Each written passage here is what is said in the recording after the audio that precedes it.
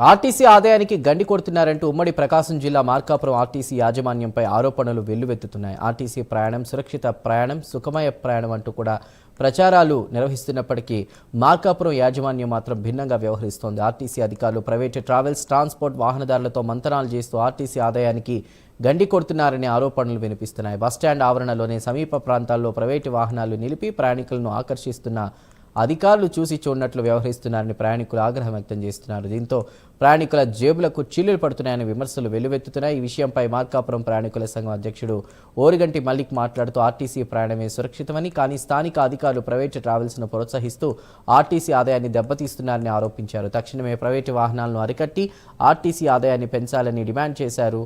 లేకుంటే ధర్నాకు దిగుతామంటూ కూడా హెచ్చరించారు. మార్కాపురం బస్టాండ్, ఆర్టీసీ బస్టాండ్ చాలా దౌర్భాగ్య స్థితిలో ఉందని చెప్పక తప్పదు. ఎందుకంటే ఇక్కడికి వచ్చే డిపో ఒకవైపున ఉంది, ఆర్టీసీ బస్టాండ్ మరోవైపున ఉంది.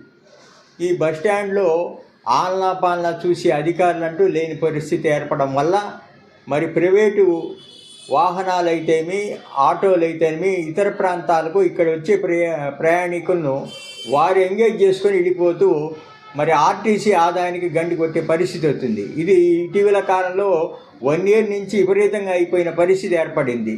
దీనికి ఇక కాంపౌండ్ కూడా లేకపోవడంతో లోపలికి వచ్చి ప్రయాణికులను కూడా ఎక్కించుకొని పోయే పరిస్థితి ఏర్పడింది. ఇలాంటి పరిస్థితిలో మరి ఆర్టీసీ మరి ఏమి ఆదాయం పనులు కురుస్తాయో లేదో తెలియని పరిస్థితి ఏర్పడింది. ఆర్టీసీ బస్సులు కూడా కొత్త బస్సులు ఏర్పాటు చేయమంటే బస్సులు లేని పరిస్థితి.